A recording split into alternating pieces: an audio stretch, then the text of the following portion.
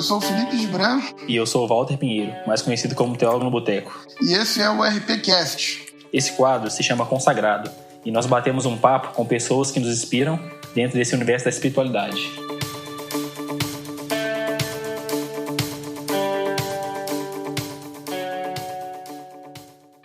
Hoje nós temos o privilégio de receber aqui a Karen Colares. Seja bem-vinda, Karen.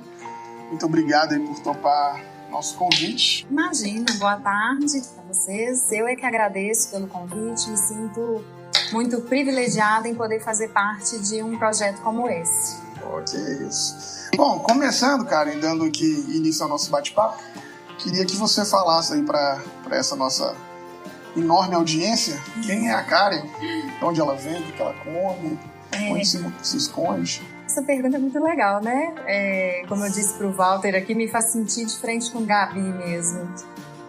Me dá até vontade de responder em terceira pessoa, mas eu não vou fazer isso não. Eu acho que tem algumas coisas assim que dão um norte de quem eu sou. Acho que, como o Belchior diz, eu sou só uma jovem teóloga latino-americana. Antes de tudo, eu sou cristã. Eu acho que é uma moldura que está sempre presente em tudo que eu faço, no horizonte que está diante de mim, nas reflexões, em tudo que eu produzo. E, em certa medida, vai também ser um prumo para dizer o que é coerente, o que eu preciso dispensar das minhas reflexões, o que eu preciso reavaliar. Além de cristã, eu sou casada, né? Meu esposo é pastor de uma comunidade local aqui em Belo Horizonte. Eu sou parte dessa comunidade, isso é muito significativo na minha vida e constitui muito de quem eu sou. Eu sou teóloga e é sempre desse lugar que eu falo, né? E não só por formação, eu considero como uma vocação efetivamente, porque eu tenho muitos amigos que se formaram em teologia, mas nunca levaram isso como uma vocação. Depois foram fazer outras coisas e a teologia é de fato uma vocação, uma coisa que eu respiro, penso, sinto e amo de verdade. E sou acadêmica, então eu gosto do ambiente acadêmico, eu gosto de ler, eu gosto de estar inserida nos congressos, nas conversas. Então é basicamente isso, eu acho que isso E, na verdade, basicamente isso não. Eu acho que tem uma coisa aí que ficou implícita na minha primeira fala, mas que é bom esclarecer. Eu sou mulher. E é desse lugar que eu falo e eu acho que isso muda muito do que eu vou dizer, dos meus interesses e da maneira como eu articulo a minha fé em Deus. Então, essas coisas, enfim, aí elas resumem quem é Karen. Fantástico. Karen, muito obrigado pela sua participação aqui. Para quem não sabe, a Karen é minha professora. Eu faço teologia no seminário em que ela e o marido dela, eles dão aula. Então eu tenho aprendido muito sobre teologia, sobre vida cristã, e é uma honra para mim. Você falou um pouco da sua área de atuação, mas eu gostaria de saber quando você teve esse despertamento para a área da teologia, para a sua vocação, para o seu chamado. Como foi esse processo? Walter, eu acho essa pergunta sobre vocação sempre muito interessante, porque a gente sempre imagina que a vocação ela tem um ponto zero, né? E aquele ponto zero é o momento em que você percebeu que você deveria fazer X coisa. Só que eu penso vocação como uma construção. Quando eu comecei a fazer teologia, eu não tinha em mente que a teologia se tornasse o que veio a se tornar na minha vida. Ela era, a princípio, um meio para um outro fim. Eu tinha em mente fazer teologia para poder me encaminhar rumo a missões transculturais. Olha para você ver. Então, a noção que eu tinha de vocação naquela época era uma. E quando eu comecei a estudar teologia, coisas foram clareando na minha mente, aí foram ficando mais nítidas. E eu percebi que eu não precisava usar a teologia como um meio para uma outra coisa. Ela era em si mesma uma vocação. Levar uma reflexão coerente, esclarecedora para as pessoas era em si o que eu entendia que Deus queria de mim, era o que eu entendia como vocação. Então eu não decidi isso assim, né, em nenhum momento, essas coisas foram sendo construídas no chão da vida, como tudo que diz respeito de Deus né? Eu sempre penso em Jeremias, né, que a gente foca ali naquele momento que está descrito no texto como a vocação de Jeremias. Mas quando você lê o texto como um todo, você vai perceber que em vários momentos ele está indo e vindo na construção daquela vocação. Com relação ao teólogo, eu acho que isso é mais vamos dizer assim... Nossa, essa palavra até é difícil arrumar uma palavra para isso, mas no nosso contexto brasileiro, a vida como teólogo demanda ainda mais de uma constante reflexão sobre a vocação. porque ela não tem gratificação, ela não tem campo de trabalho, ela não tem acolhimento da própria comunidade de fé. Muito pelo contrário, o teólogo é mal visto, ele é visto como uma pessoa que vai jogar um balde de água fria na fé dos irmãos mais simples. Então, nesse sentido, você percebe que a vocação não é um momento isolado na vida de alguém. Ela precisa o tempo todo ser reconstruída em convicção, ser reformulada em discernimento informado. Então, é isso, não existe um momento específico. Mas, se fosse para fixar assim, um momento em que essa trajetória parece que começou, porque na verdade eu acho que ela começa muito antes, em 2004 eu comecei a estudar formalmente teologia. Só que, como eu te disse, né, com outros objetivos, eu tinha outras coisas em mente, mas veio se tornar o que se tornou depois.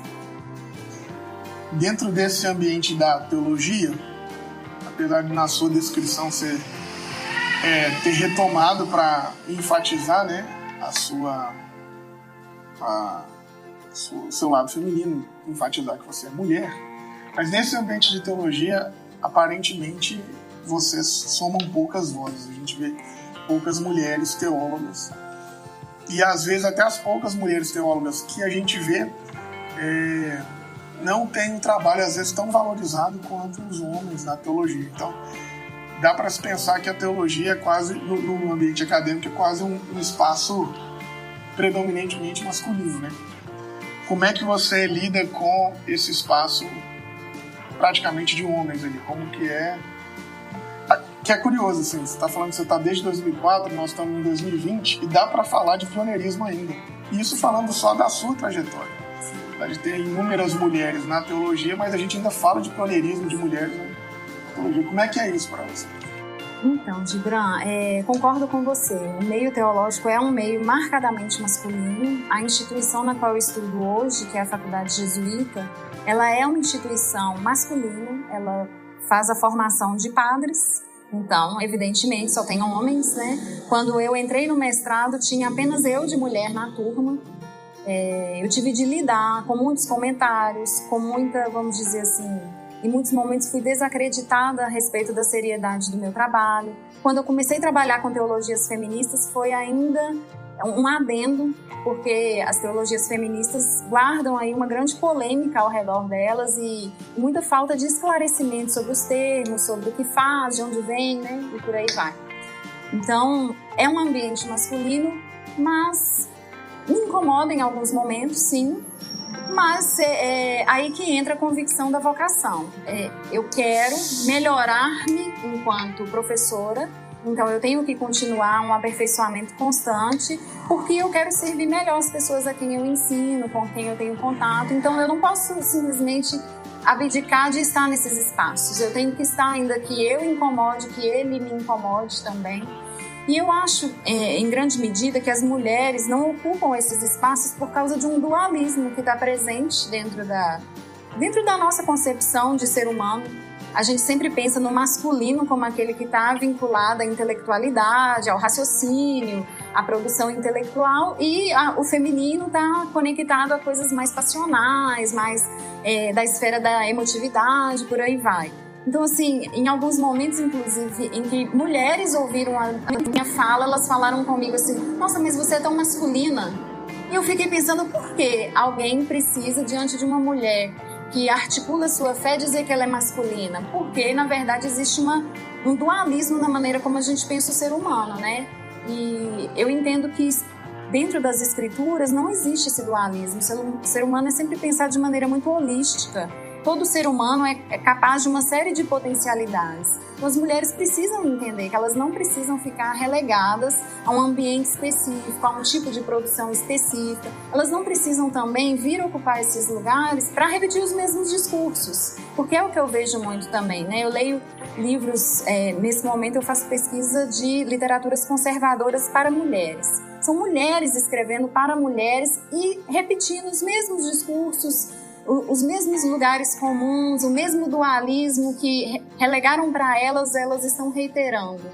Então elas precisam entender que não precisam repetir esses lugares comuns. Elas podem reinventar as reflexões, elas podem propor coisas novas e elas podem aprofundar reflexões que, na verdade, padecem de superficialidade. Porque, você vê, uma coisa como dualismo não deveria existir dentro da fé cristã. Deveria ser uma coisa muito clara para a gente que o ser humano é integral. No entanto, não é. E a gente continua repetindo e repetindo. Karen, você citou sobre o termo teologia feminista na sua fala. Tem como você conceituar e explicar um pouco mais ou menos o que seria a teologia feminista? Porque quando se fala em teologia feminista no âmbito nacional e nas redes sociais, parece que você está falando de um monstro, de uma bruxa, entendeu? As pessoas têm um pouco de dificuldade de lidar com essas terminologias e elas acabam jogando tudo para o campo liberal da teologia, como se fosse alguém usando da teologia para fazer uma crítica identitária ou uma crítica de grupos de minoria. A teologia feminista, ela tem base acadêmica? Sim. Então vamos lá, olha para você ver. Primeira coisa que deve ficar clara é que teologia feminista ela não é homogênea. Existem teologias feministas. Então você tem diferentes ênfases dentro das teologias feministas e, infelizmente, o que é sempre divulgado é o que é mais escandaloso. Então as pessoas ficam restritas à informação da mídia, né? E a mídia, é claro, ela vai se ocupar daquilo que é mais chocante, daquilo que atrai ibope. Então, dado o fato de que as teologias feministas são multifacetadas, né, eu acredito, primeiramente, que tem teologia feminista acessível para diferentes concepções de fé cristã, inclusive. Uma pessoa não precisa, como vários interlocutores já me perguntaram, né, se alguém precisaria ser de esquerda para acreditar ou para desenvolver uma teologia feminista. Não necessariamente, né? É claro que a gente pode discutir algumas questões aí dentro disso, mas a princípio não, porque nós temos teologias feministas de centro, teologias feministas radicais, teologias feministas conservadoras. No entanto, aí eu vou me considerar aí como uma pessoa mais vinculada a teologias da libertação. Como que eu poderia, assim, dizer o que é uma teologia feminista da libertação? É uma teologia, é uma articulação sobre Deus, que tem Deus ali no seu horizonte, que vai refletir sobre coisas da vida, tendo Deus em mente, e que vai articular com movimentos sociais. Esses movimentos sociais também são multifacetados, então eles não têm uma homogeneidade, não existe um movimento feminista, existem vários movimentos feministas. Então, qual que é a premissa fundamental desses movimentos com o qual as teologias feministas vão articular? A igualdade.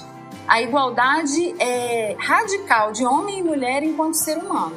Então, isso deveria, olha para você ver que interessante, por que uma coisa como essa gera tanta disputa? Porque essa é uma premissa bíblica básica, a igualdade de todo ser humano diante de Deus. Então, a gente não deveria, na verdade, considerar as teologias feministas como um bicho de 7 cabeças. É claro que, como eu disse, elas são diversas e pessoas de diferentes adesões e confessionalidades vão dar conta de diferentes teologias feministas. Então, basicamente é isso. Uma teologia feminista, ela articula com a premissa fundamental dos movimentos feministas. Aí com as variantes, claro, né, que tem dentro dos próprios movimentos feministas.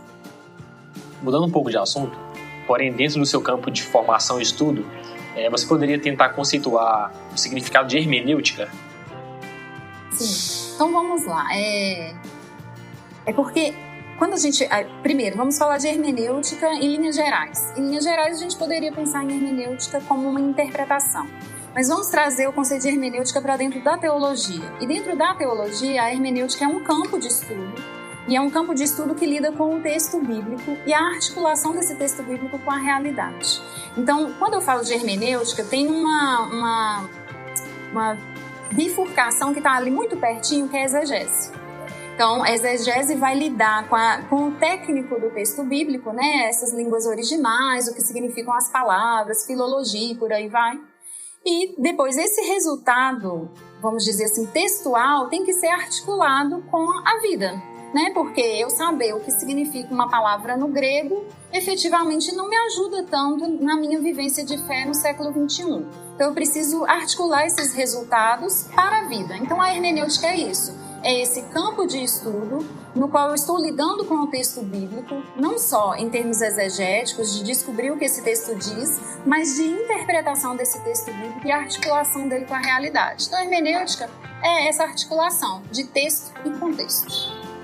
Às vezes, contextos de 3.000, 4.000 anos, 5.000 anos, numa sociedade que é completamente diferente da nossa. E na máxima das nossas comunidades, com ligeiras exceções, eu estou falando assim, no Brasil, né? A leitura do texto é quase na sua integralidade tida como literal. Se você for classificar todas as igrejas, talvez uns 10% façam algum trabalho de não literalidade do texto, de uma, vamos dizer assim, né? Uma conta de boteco. E aí, como é que a gente vai discutir igualdade de gênero, que foi basicamente o que você disse que é, vamos dizer assim, o objeto ou o que orienta a leitura feminista, num texto de 4.000 anos, 5.000 anos, pensando na aplicação da literalidade. Então eu fico pensando assim, como é que essas mulheres sobrevivem a isso? Sabe? Tem muitas perguntas dentro dessa sua pergunta, né? Vamos tentar dividir essas perguntas. A primeira coisa que eu vejo na sua fala é a questão da literalidade. Porque aí a gente tem um problema seríssimo de educação teológica básica, que as igrejas no Brasil não têm, né? Infelizmente, eu falo de modo generalizado, claro, eu sei que tem comunidades que são exceção à regra, mas a exceção à regra só comprova a regra, claro, né? No final das contas. Então, o primeiro movimento que eu acho que deveria acontecer é das comunidades perceberem que esse texto está muito distante da gente. Então, ele está distante em termos não só temporais, é distante em termos culturais, da lógica da língua que foi utilizada ali, da própria língua em si. Então, essa distância deveria gerar para a gente uma certa humildade diante do texto, de saber que eu não vou entender aquele texto. E olha para você ver, você está falando de um texto que tem 66 livros de diferentes gêneros literários, que as pessoas leem como se fossem todos do mesmo gênero literário. Elas leem um texto de lei da mesma maneira como elas leem um texto poético e leem um texto parabólico ou leem um texto apocalíptico. Então, assim, isso é muito sério. Então, eu acho que deveria começar pela questão da educação teológica.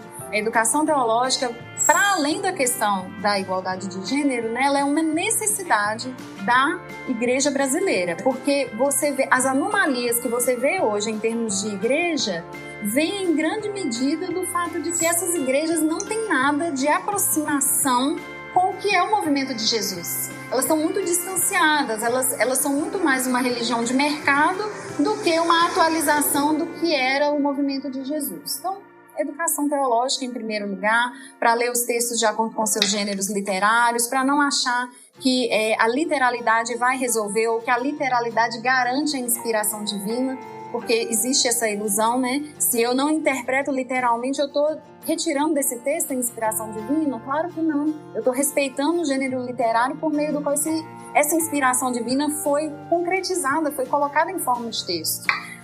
Mas aí você me fala, né? Como que as mulheres sobrevivem?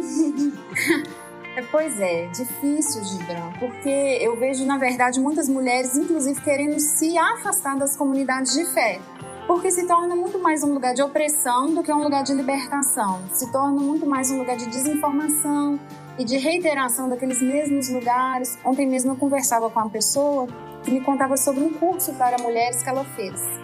E no curso, aí eu perguntei, o que você aprendeu? Eu aprendi a lavar, passar e estar sempre preparada e bonita, cheirosa para o meu marido quando ele chegar em casa. E o nome do curso, é melhor não falar, mas assim, o curso dizia, na verdade, que essa era a mulher de Deus, essa era a mulher segundo o coração de Deus. Então, assim, é muito empobrecedor do horizonte humano você imaginar que alguém está restrito a essas prescrições, né? Então, eu acho que, infelizmente, a igreja cristã não tem sido, em muitos momentos, um lugar de liberdade para as mulheres. Infelizmente, essas mesmas mulheres reiteram esse lugar, porque muitas lideranças femininas são as principais representantes assim, de falas machistas, de falas sexistas. Muito estranho isso, mas né? Várias teóricas vão dizer que é o feminino que realmente divulga o machismo. E aí, quando a gente fala do texto bíblico, eu acho interessante quando eu citei Gênesis. Por que eu falo que educação teológica ajudaria muito a gente? O texto de Gênesis mesmo que eu citei, né, de Gênesis 1, 26, 27 e 28. O homem sendo criado à imagem e semelhança de Deus. Esse texto, olha que bacana isso, quando ele é lido dentro do contexto dele, ele é um texto bombástico. Porque nós temos documentos hoje que a gente tem conhecimento, né, de culturas ao redor do antigo Israel, que também falavam sobre ser semelhante a Deus, que achavam que apenas o rei era semelhante a Deus. Tem uma carta a um rei chamado Saradon que registra justamente isso, que o rei era semelhante a Deus, o homem livre era sombra desse rei e o homem escravo era sombra desse homem livre.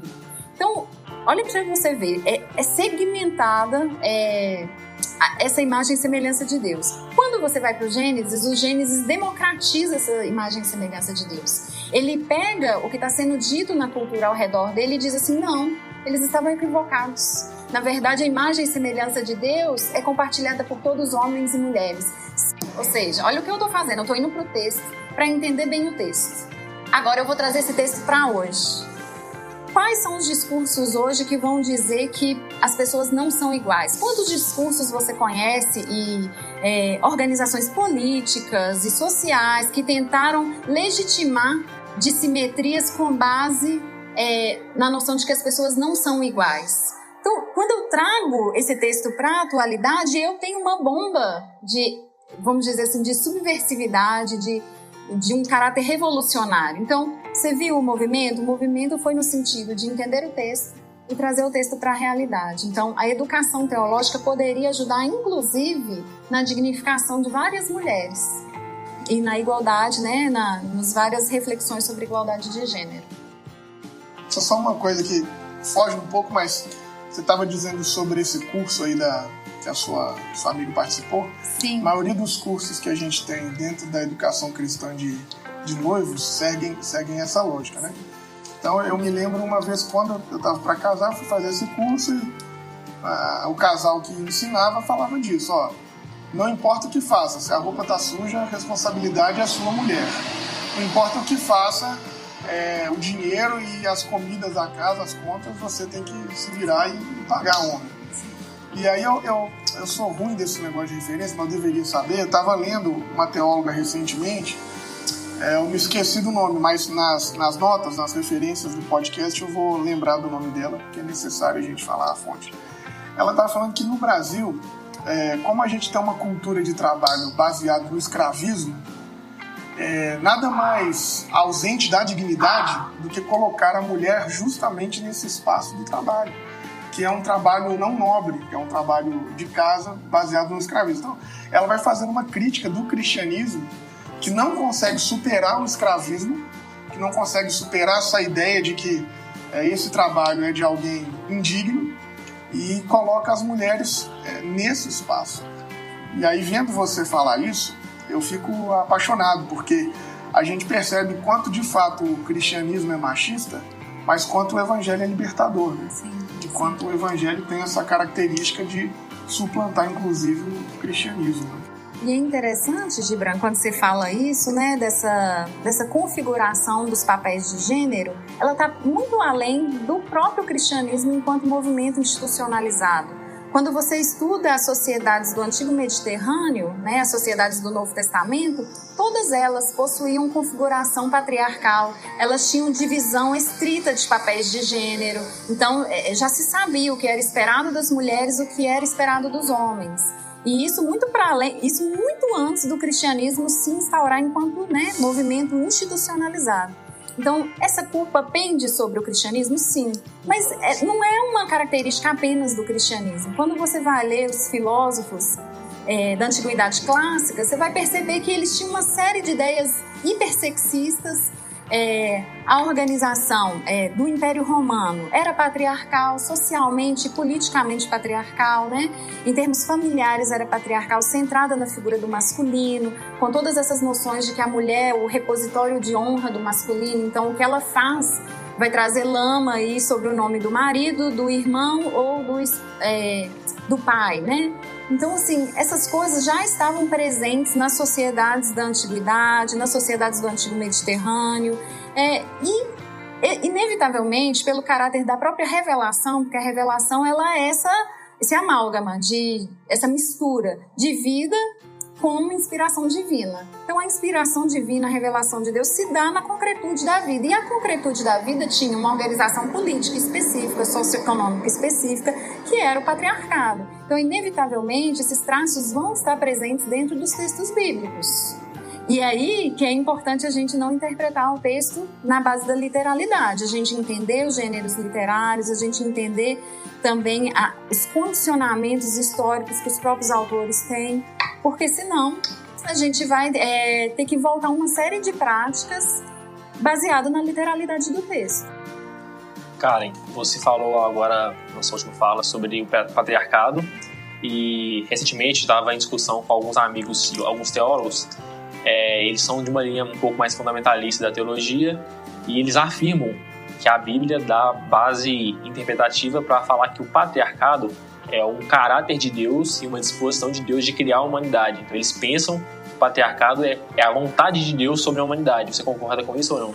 Nossa, de jeito nenhum. Eu acho que falta aí uma leitura dos evangelhos. Porque quando você vai ler a maneira como Jesus lida com uma série de instituições próprias do Império Romano, você vai ver o quão subversivo era o movimento de Jesus. Vamos citar um exemplo aí. Quando Jesus fala, por exemplo, que os seus discípulos não deveriam se referir a ninguém como sendo pai, ou quando ele vai falar, vamos citar aí, o fato de que mulheres seguiam Jesus o tempo todo, né? Em vários textos dos evangelhos você tem discípulas, mulheres. Ou quando você tem Marta e Maria, que é um texto sempre cooptado para fazer um dualismo, né? Dizer que a vida da contemplação é mais importante do que a vida da materialidade, do serviço, que é um texto muito porcamente interpretado, porque na verdade o texto tem uma grande subversividade, desculpa.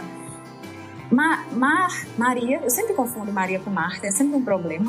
Maria está justamente aos pés de Jesus num lugar da casa que não era próprio para mulheres. Então tem uma divisão espacial que está sendo desrespeitada por causa da excelência do discipulado.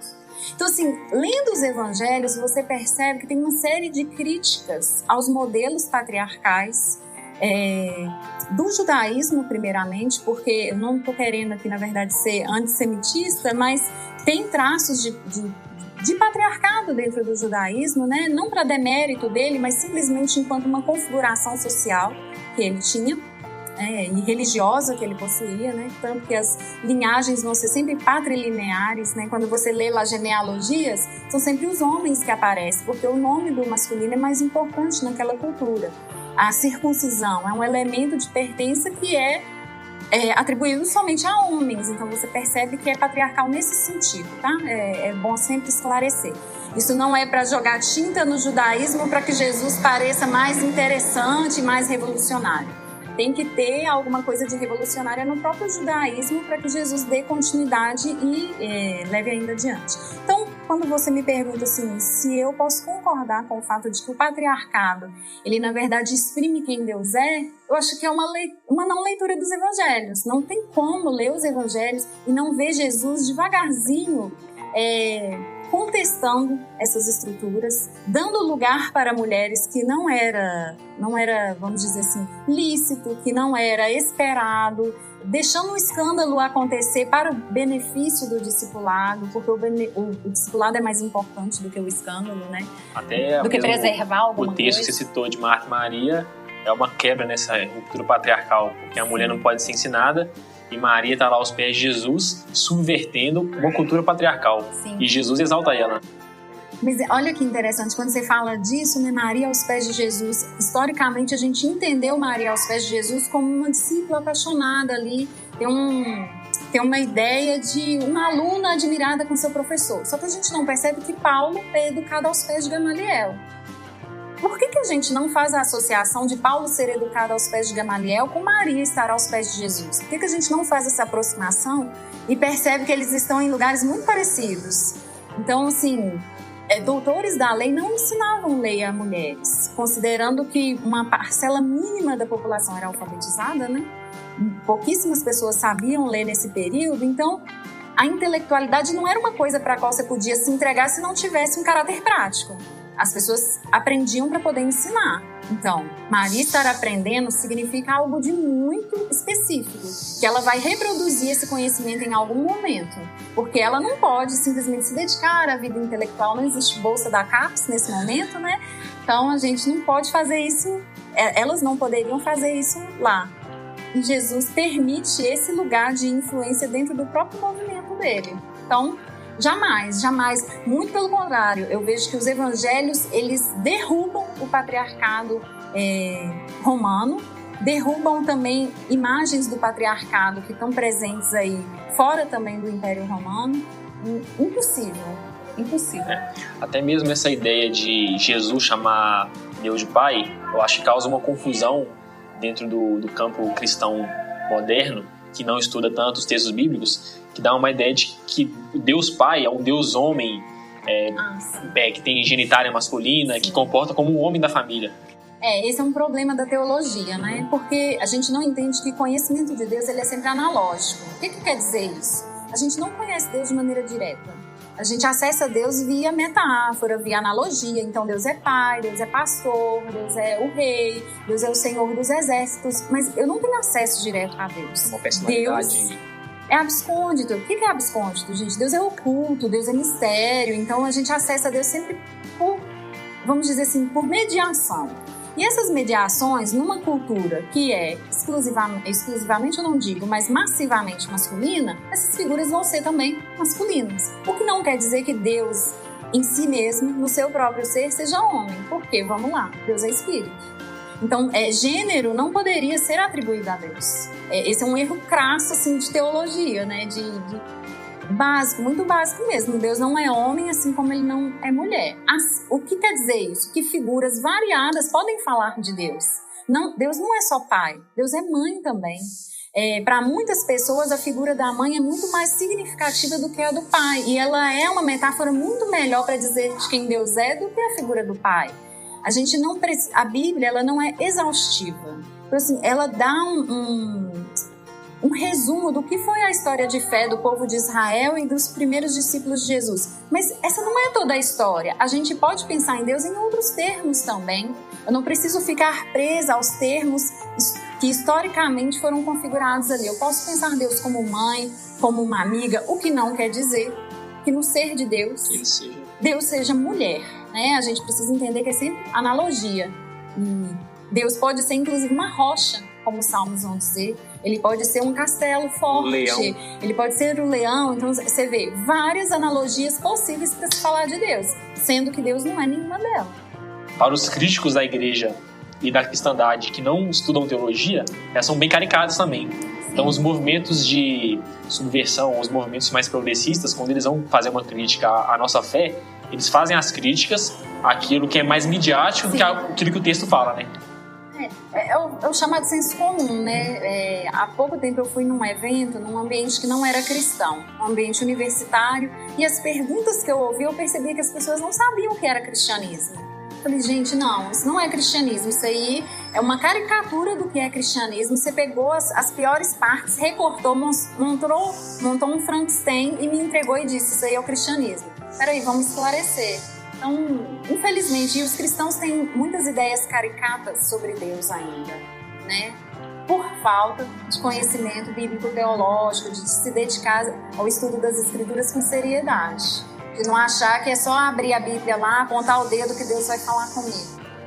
A gente vê com muita frequência a utilização das cartas paulinas justamente para reafirmar essa noção do masculino, da preponderância do homem, aquela coisa toda. E é curioso que a desconstrução desses textos, inclusive, é onde se acertam muitas teólogas feministas. Assim. Então, como é que a gente lida com isso? Assim, esse texto que vai dizer sobre a masculinidade, ou um texto que vai falar sobre a igualdade de gênero? Como é que é uma leitura razoável dessas cartas paulinas? Como é que funciona isso? Então, Gibran, vamos pensar primeiro nesse corpo de escritos de Paulo aí. Uma divergência dentro da teologia, a princípio, para começar a discutir essa questão, é quais cartas são paulinas e quais não são. Então, você tem poucas cartas que consensualmente são paulinas e outras cartas que já tem uma discussão assim, há muito tempo de que são cartas posteriores a Paulo, de discípulos que estão tentando atualizar a tradição paulina para a sua época. Então, o que você vai perceber dentro desses textos é que Paulo, originalmente, porque a gente também não pode ser anacrônico, Paulo é um homem do século I. No século XXI, eu vi muito mais em termos de história, de descoberta científica e de uma série de evoluções que Paulo não viu. Então, assim, eu não tenho como demandar de Paulo ir para dentro do texto bíblico e demandar que ele fale sobre as realidades do século XXI. Ele fala sobre as do século I. E naquelas realidades do século I, se eu entendo o que Deus está dizendo ali, o que é de inspirado ali, eu consigo transportar isso para cá. Mas isso tem limitações. Então, assim, o uso dos textos paulinos para reiterar um lugar de subserviência é um mau uso do texto porque ele desrespeita uma regra básica assim, de interpretação, que é considerar a distância temporal entre os textos, a distância cultural entre os textos e uma série de nuances que fazem com que aquele texto faça sentido ali, mas ele não faça sentido aqui. Então, quando eu digo isso, eu não estou dizendo que Paulo seja descartável, irrelevante, de maneira nenhuma. Ele é um homem do seu tempo, mas ele é também um homem à frente do seu tempo, porque ele tem uma série de impulsos extremamente revolucionários. Vou citar um exemplo para você.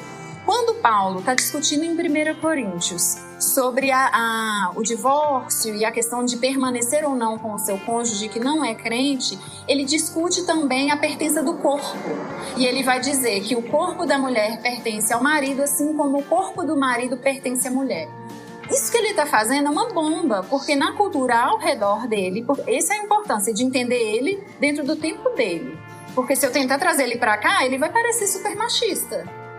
Mas quando eu entender dentro do tempo dele, eu sei que ele está dando um passo adiante. E ele está dizendo, na verdade, uma coisa que ninguém ao redor dele dizia. Ninguém pensava no masculino pertencendo ao feminino. Muito pelo contrário, era sempre essa figura dominante e a mulher como subserviente. Então, assim, ele faz vários progressos. As cartas que são consideradas não paulinas originariamente, elas são cartas que já têm mais acomodação à cultura. Então, por exemplo, vou te dar um exemplo que tem sido, no momento, o foco dos meus estudos. Efésios. Efésios, por vários estudiosos, é considerado uma carta não paulina, por vários motivos que a gente precisaria de muito tempo para discutir. Mas você percebe que ele está muito mais disposto a se acomodar à cultura ao redor do que os escritos paulinos. Você vê o texto de Efésios, que é usado como um clássico para mostrar o que é o homem e o que é a mulher, né? O homem é o cabeça e essa mulher é o corpo aí, assim como Cristo e a igreja. É um texto que se enquadra dentro de um conjunto de outros escritos da época chamado Códigos Domésticos. Então, Paulo, né? O autor desse texto está fazendo alusão a um código doméstico e está tentando dar uma... Aí essa ideia não é minha, tá? Essa ideia é do Comblan. O Comblan, quando vai comentar Efésios, ele fala isso, que ele está tentando viver a estrutura, que eles não tem como escapar dela da melhor maneira possível, da maneira mais cristã possível. Então ele estrutura o patriarcado, ele ainda está lidando com o patriarcado, eles vivem uma estrutura patriarcal, ele estrutura aquilo no máximo do que ele consegue de mutualidade. Então ele estabelece tarefas para o masculino e para o feminino e uma tarefa, vamos dizer assim, significativa para o masculino, que é se sacrificar pela mulher como Cristo pela igreja. Então, olha para você ver que interessante. Esse texto, quando interpretado dentro do seu contexto, ele deixa de ser um texto opressivo para ser um texto libertador, um texto que esclarece o que é o evangelho. Então, assim, o problema todo está na maneira como se encara o texto. Lê-lo como se fosse literalmente, como se eu, simplesmente numa leitura natural do texto, conseguisse obter o sentido mais amplo dele no seu próprio contexto. Dentro dessa reflexão que a gente está falando, principalmente sobre interpretação de texto, que é o assunto, acho que, maior daqui dessa discussão, essa importância de entender o texto naquilo que ele realmente quer dizer e não como a gente interpreta, eu vejo uma dificuldade muito grande pensando em futuro mesmo de igreja, futuro do Brasil. Eu me sinto mais pessimista do que otimista, mesmo tentando ser otimista, porque esse exercício é muito difícil. Eu sou um cara particularmente que tenho abertura para poder falar as minhas ideias nos lugares que eu vou, mas mesmo assim, quando eu tenho essa abertura, tem alguns limites que não são ultrapassados, igual essa ideia de falar que talvez Efésios não é um texto paulino. Fora do ambiente acadêmico, onde a gente tem o instrumental todo de livros e teóricos para pensar isso é inaceitável dentro de igreja. Os próprios cursos que a igreja fornece para a comunidade vão afirmar que os textos são todos de Paulo e que Deus protegeu a história para esse texto chegar até nós. Então o discurso é um discurso, acho que, muito opressor e que não permite essa tal interpretação. Mas olha, ainda que a gente considerasse a autoria como paulina, né? Ainda que por qualquer motivo a gente considerasse negligenciando todas as evidências, eu poderia argumentar a mesma coisa que eu argumentei quando desfiz da autoria paulina, né? Eu poderia mostrar uma acomodação à cultura ao redor, porque você tem que pensar que esses cristãos são um movimento iniciante. Então eles têm toda uma questão de não despertarem perseguição, não despertarem escândalo. Então eles querem ser aceitos pela comunidade ao redor, eles querem dar bom testemunho. E um bom testemunho eficaz numa cultura em que há divisão estrita de papéis de gênero, qual é? Conservar a divisão estrita de papéis de gênero. Então assim, mesmo que a gente não falasse, né, da não autoria paulina, daria para refletir o texto nesses parâmetros que eu te dou. Quando você falou isso agora, eu lembrei de uma fala do pastor Ed Renekiewicz, que em uma das pregações, quando ele vai falar sobre Paulo, ele justamente confirma aquilo que você está falando agora, que Paulo ele tinha muitos dilemas sociais para lidar e ele não tinha tempo de ficar brigando com as culturas locais, porque senão ele não prega o evangelho. Se ele fosse lidar com todos os problemas de escravidão, segregação feminina, ele morre. Então a mensagem do evangelho não continua. Então a igreja do primeiro século, como você acabou de falar, ela está se adaptando e se escondendo dentro de casas para poder falar do Cristo ressurreto. Então eu acho essa colocação fantástica também. Karen, a gente estava falando aqui, o Walter citou, e aí a gente vai caminhando para o final, sobre a relação dessa teologia, ou dessa leitura feminina das Escrituras, e como é que a gente lida com isso com as comunidades neopentecostais. Justamente de ser o espaço onde a gente vê mais a preponderância das mulheres, onde no ambiente neopentecostal, e até mais no neopentecostal, que o pentecostal ainda conserva um patamar de machismo, vamos dizer assim, o espaço para essas mulheres é muito bem franqueado. E essas mulheres são entendidas como líderes religiosos nesse espaço onde elas estão.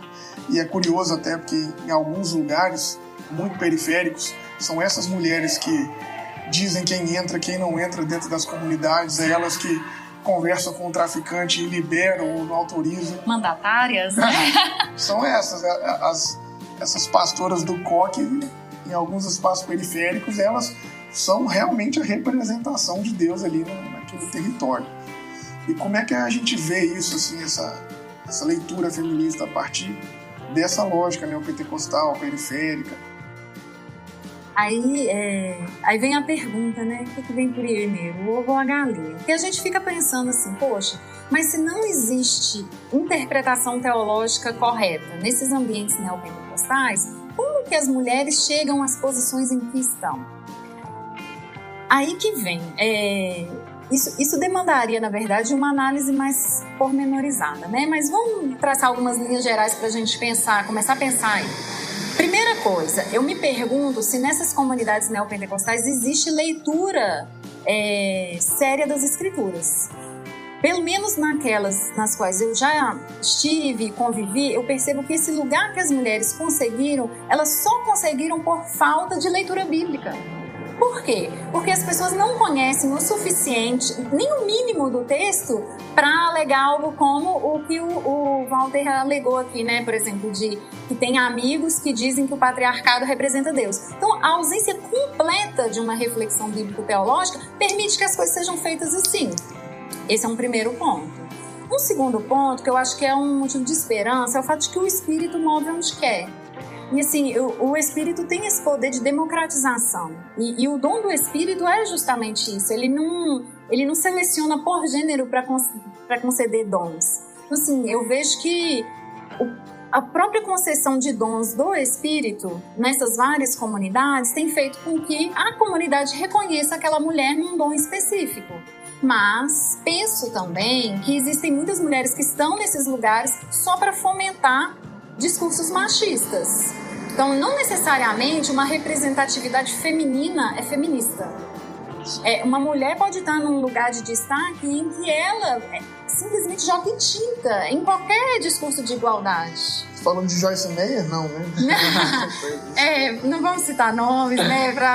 Eu sou uma pessoa muito diplomática, assim, eu tento não chocar. Mas tantas outras mulheres, né, que vão, como eu citei para vocês, nessas leituras conservadoras que eu tenho feito, de mulheres para mulheres, são mulheres escrevendo absurdos para outras mulheres. Aí você diria assim, poxa, mas tem uma representatividade, são mulheres que estão diante de igrejas grandes, significativas, mas que tipo de representatividade é essa? Uma que está, na verdade, solapando aquilo que deveria construir? Então, eu não sei se necessariamente isso é bom. Eu não sei até que ponto toda representatividade é algo significativo, não. Ter uma mulher ali não significa nada. Assim como ter um homem não significa que vai ser machista, né? Eu conheço muitos homens muito bons em discursos e práticas de igualdade de gênero. Então não se trata de um sexismo às avessas, não se trata de tirar os homens para colocar as mulheres, mas se trata de uma percepção de toda a comunidade de que todos ali são corpo de Cristo igualmente e plenos cidadãos do reino, né? Eles não têm benefícios diferentes um do outro, são todos cidadãos plenos do reino. Tem um ponto que eu queria acrescentar também, que na maioria dessas comunidades são periféricas, inclusive são dados de pesquisa agora, né? Que são periféricas e tal. Até foi dito que 68% dos evangélicos, 68% dos evangélicos do Brasil são mulheres negras e que ganham até um salário mínimo. Uau. Então tem a questão de que o homem negro na periferia, se bobear, vive menos, né? Estou acostumado a chegar em alguns lugares onde algumas ocupações, as lideranças são todas mulheres. Então, por que não? Porque mataram todos os homens. Sim. Então, os últimos 12 líderes foram mortos. Sim. Então, restou as mulheres. Então, como não tem ninguém mesmo, também vai. Porque o homem negro jovem, na periferia, ele é alvo de... enfim, né? Então, acaba que as mulheres também estão lá, porque são as que sobram. Ou seja, tem muitas coisas que a gente precisa considerar para poder dizer por que isso acontece, claro. E se o que acontece é bom, né? Verdade. Também.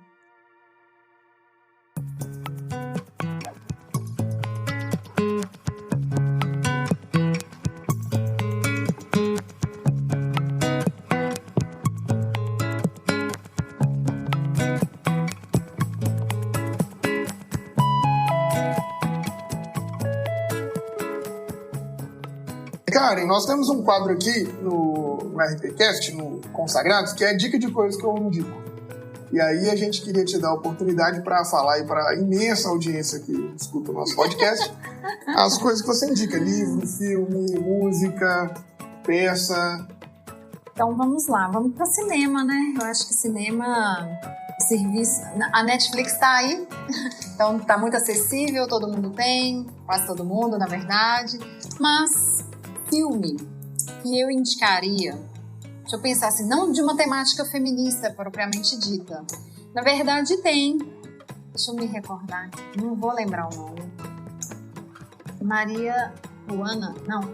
Juana Inês. Juana Inês é uma série da Netflix, nem sei se está no ar ainda. Ela vai abordar o início de um feminismo mexicano. Então é interessante. Deixa eu me recordar de mais alguma temática, assim, são poucas. Tem duas que são bem interessantes. A Mad Men, que retrata, se não me engano, a década de 50 e a situação das mulheres na década de 50. Então, assim, é muito interessante você perceber os discursos e você olhar para o hoje e você perceber a predominância desses mesmos discursos, né, em pleno 2020. Acho que só, não vou indicar muita coisa. Não, filme eu não me lembro quase nada. Mas livros eu teria, assim, nossa... Vamos dizer assim, um livro para iniciante. Acabei de ouvir o podcast, me interessei pra caramba por essa ideia de teologia feminista. Por onde eu começo? Uau. Pra eu não morrer também, né? Porque de repente você cai numa bibliografia tão... Eu acho que tem autoras que são mais acessíveis, assim, a Ivone Gebara, eu acredito que os livros dela sejam mais acessíveis. Você tem publicado pela Paulinas um caderno de teologia bíblica feminista que é muito simples, da Ivone Richter-Heimer, que é da PUC de Goiás. Então, acho que esses dois nomes assim, são bem interessantes para começar a estudar teologias feministas, a Ivone Richter e a Ivone Gebara. Muito obrigado pelas suas falas, Karen. Estamos no final. Já que ninguém nos escuta, nós falamos apenas para as moscas, como se ninguém estivesse nos ouvindo, quais são as suas considerações final? Walter, eu, assim, lidando com pessoas o tempo todo, eu vejo muita falta de esperança. Falta de esperança na igreja, falta de esperança, assim, com relação à própria Bíblia e à fé cristã. Então, assim, eu sou uma pessoa muito otimista, muito pelo contrário. Para quem nos ouve, se alguém nos ouve, eu gostaria de dizer, na verdade, que essas pessoas devem ter esperança, porque tem muita gente boa fazendo muita coisa legal, tem sempre um movimento de vida no meio da cultura mesmo e da própria fé cristã. Assim, desde a década de 70 você tem teologias feministas sendo elaboradas aí, então já tem muito material.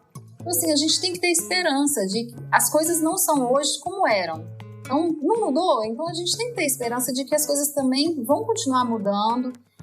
Paulatinamente, o serviço do reino ele é um serviço lento mesmo.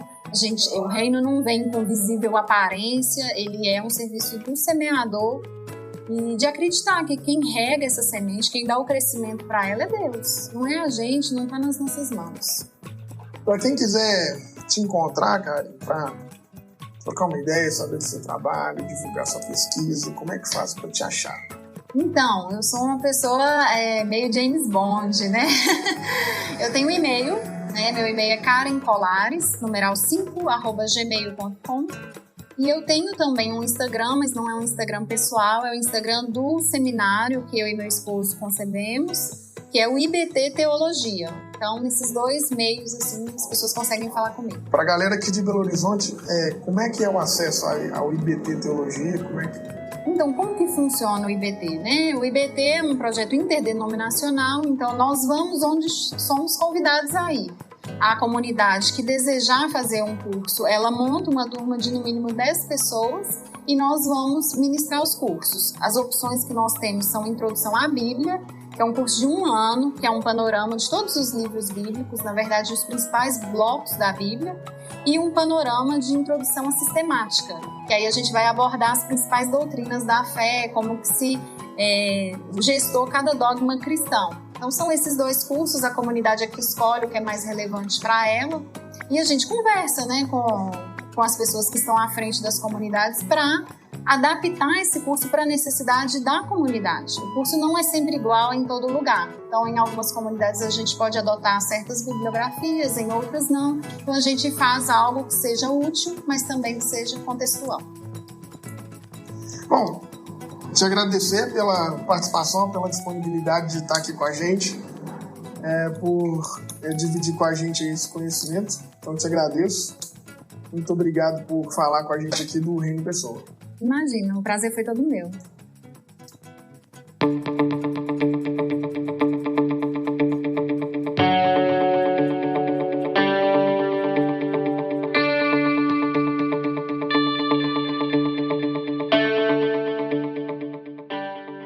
Então, pessoal, fechamos aqui mais uma entrevista com a Karen Colares. Se você gostou, deixa aí o seu like, seu comentário. Deixa suas dúvidas também, as suas questões, a gente encaminha para a Karen, ela podendo, ela responde. Nos ajude aí nessa caminhada de fazer uma discussão sobre espiritualidade no Brasil. Escuta, curta, compartilha aí o nosso podcast. Você também pode ajudar a gente a seguir vivo, apoiando a gente na nossa campanha de financiamento coletivo. Tem lá o Apoia-se, que tem as nossas campanhas de financiamento e tem várias gratificações. A primeira delas é que a gente ora por você. E a nossa oração é forte. É isso aí. Aquele abraço, falou, valeu!